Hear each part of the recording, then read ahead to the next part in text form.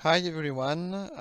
First of all, I would like to thank the organizer to give me the opportunity to present my work today for the third IBISBA webinar focused on omics methodology.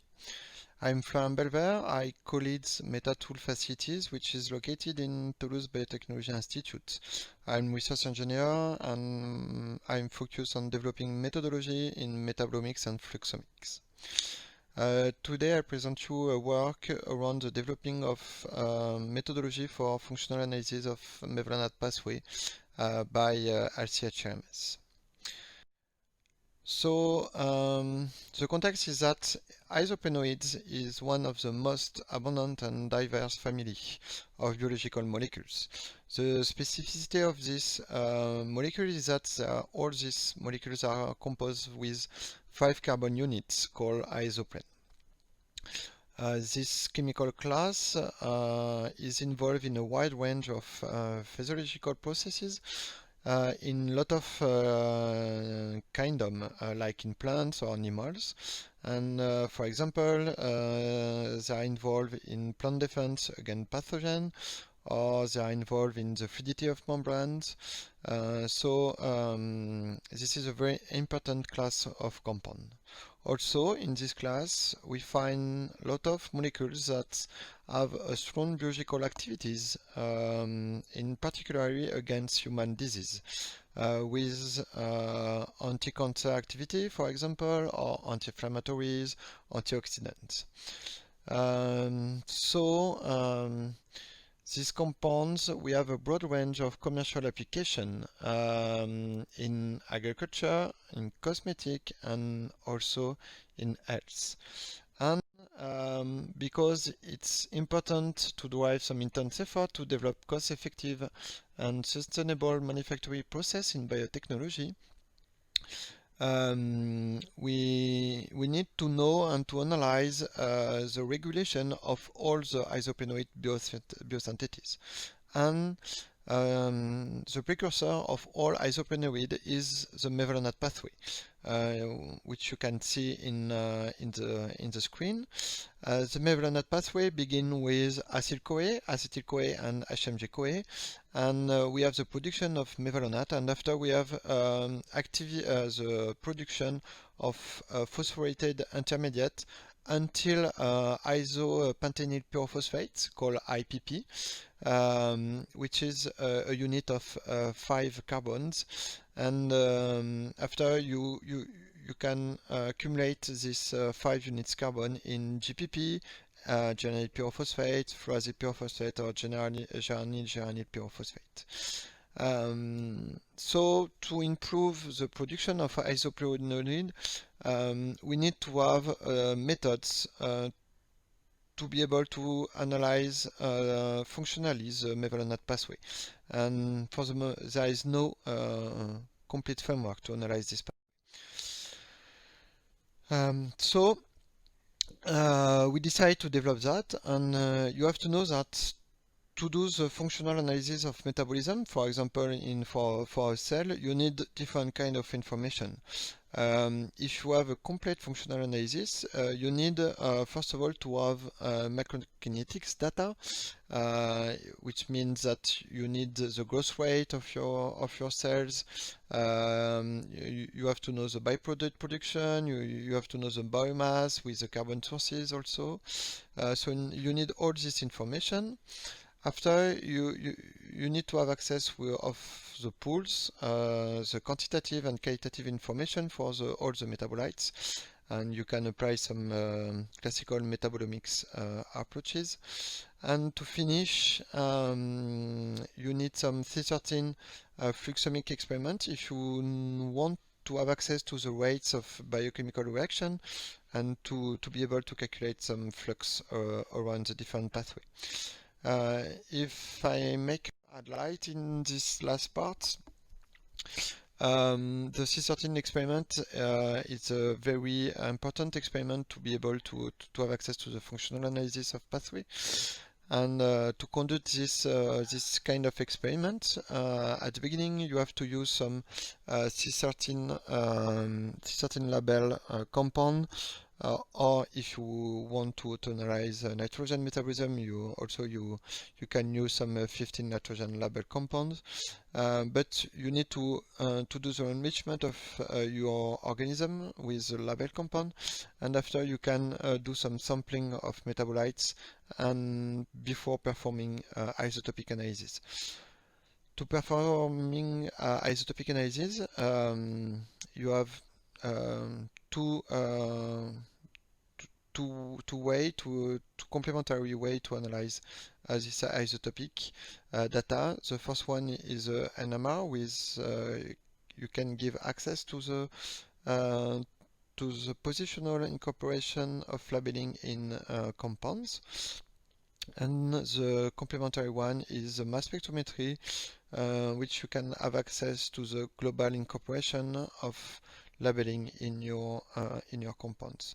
With this data, you can identify some active pathway. This is called isotopic profiling. And if you have all the information, like you said, that macrokinetics and pools of metabolites, you can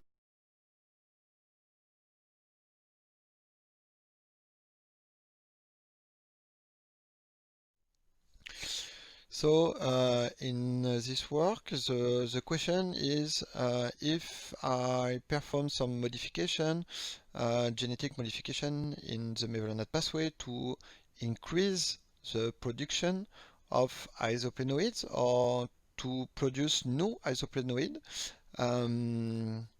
is it efficient, or can I improve this modification to increase my production of isoprenoid? So for that, we need to be able to analyze all these pathways, and for absolute quantification and for isotopic profiling. So for beginning, we develop some sample preparation with specific attention in quenching and metabolic stabilities, because we have some very labile metabolites. And after, we have to develop data acquisition to be able to analyze the quantification and the isotopic profile of all the compounds. And at the end, we have the data to processing to do the quantification and to have access to the carbon isotope distribution and the enrichment of all the compounds to answer at the question of the improvement of this pathway. For the optimization of sample preparation, we chose a quenching with a fast filtration, because we work with Saccharomyces cerevisiae and we use a very rich medium, and we need to separate the extracellular compound from the intracellular compound, which are interested in. So with the fast filtration, you can remove very rapidly the medium and the extracellular compounds. So we choose this type of quenching. And after, for the extraction, we test 4 different solvents of extraction. The purple one is which one we used generally for analysis of all the central metabolism, and the 3 other is specifically for this kind of compounds. So here you can see the results, and you can see that the more efficient mix of solvent is the green one and the blue one, but the blue one is more efficient for 2 compounds but less reproducible than the green one. So we decide to use the green one, which is a mix of isopropanol and water with 100 millimolar of carbonate ammonium, and at 70 degrees Celsius for 70 degrees Celsius, sorry. After we want to test the different incubation time to check if we have an increase or a decrease of the recovery of all these compounds. And you see, for example, in mevalonate compound, there is no impact of the incubation time in the recovery of this molecule. So we decide to use the extraction between 50 minutes on cell pellet. After, for the data acquisition, first of all, we want to have the absolute quantification. So we decide to do that with mass spectrometry. And you know that with mass spectrometry, for the quantification, it's very difficult because we have a lot of ion suppression effects in mass spectrometry, especially when you work with a rich medium, and also the molecules are very unstable. So we need to use some label internal standard, but very often the label metabolites of interest are not available, or the price is very expensive, and it's not the case in this study. But if you want to analyze hundreds of compounds in the same analysis, it's very time consuming to prepare all this label internal standard. So for this study, we chose to apply the isotope dilution mass spectrometry strategy, which is published by Hu et al. In 2007.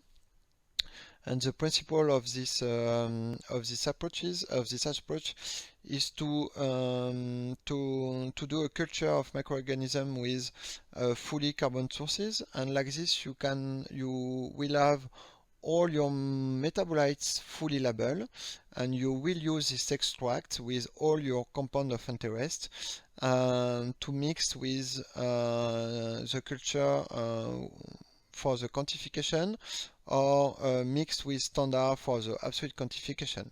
And like this, you have all the compound of interest fully labeled like chemical internal standards. And so with Saccharomyces and C13 fully glucose, we produce IDMS specifically for mevalonate pathway with all the intermediates. For the data acquisition, we chose LC-HRMS with a classical separation with C18 colons, and we decide to use sim acquisition modes to be very sensitive in our compounds. Here you can see all the mevalonate pathway we can be able to separate the compound. The only issue we have is that we are not able to separate IPP and DMIPP because they are isomers. They differ because the position of the double bond in the compound. But it's not very important because these two compounds are in the same level on the mevalonate pathway. Here you can see we mix a culture of Saccharomyces non-label with a mix of label extract, and here you can see two masses. The first one correspond to the fully C12 compound, and here correspond to the fully C13 compound, and we have a delta of 20. It means that we have this compound have 20 carbons. This is FPP. So now we have the complete workflow of mevalonate for the mevalonate pathway investigation, and we need to validate this workflow in biological condition. So we choose to use three strains of Saccharomyces. The first one is one white type Saccharomyces. The second one is a mutant of Saccharomyces called S037. Which we overexpress three different enzymes of the mevalonate pathway, the HMG transferase at the beginning of the pathway, and the FPP and GPP synthase at the end of the pathway. And the third mutant we used is the CO23 in green, and we express heterolog enzyme, the phytoN synthase, to produce some phytoN in Saccharomyces. And we apply in these three strains the complete workflow we develop for quantitative, metabolomic, and isotopic profiling. So for quantitative metabolomics, we show a very increase of all the pools of mevalonate intermediates. You can see here the increase in mevalonate pool, or here the increase for IPP and DMIPP. For the two mutants, that are relevant with overexpression of this free enzyme. That means that if you can increase all this pathway with overexpression of different kind of enzyme, and this is very good to optimize the metabolic chassis. What we saw also is that in the third mutant, in the green one, is that we have a decrease of GGPP that is relevant because here we have the production of phyto-N, so we use the pool of GGPP to produce directly phyto-N. For the isotopic profiling, here you can see that we have access to the carbon isotope distribution and also the enrichment, and I show you here only the enrichment, the C13 enrichment for all the compounds. And what we saw is that the C13 enrichment profile of all the compounds are very similar for the three strains. And these results combined with the increase of pool of all the intermediates suggest that the flux in this mevalonate pathway increase proportionally with the pools. So we see that we have an increase of pool, but also an increase of the flux of production proportionally with the increase of the pool. So to conclude, we validate all the procedure for sample preparation. We also validate the method for absolute quantification and isotopic profiling detection. And we validate this workflow in a context of iterative construction for phyto-N production strain of Saccharomyces cerevisiae. All this work was published in Metabolomics in 2019. To finish, I would like to thank a team for Toulouse Biotechnology Institute, and in particular Pierre Millard and Sarah Castano-Cerezo that are involved in all the projects, and in particular in biological aspects, and also Anna Kulik, which is involved in the analytical development. Thank you very much for your attention, and if you have any question,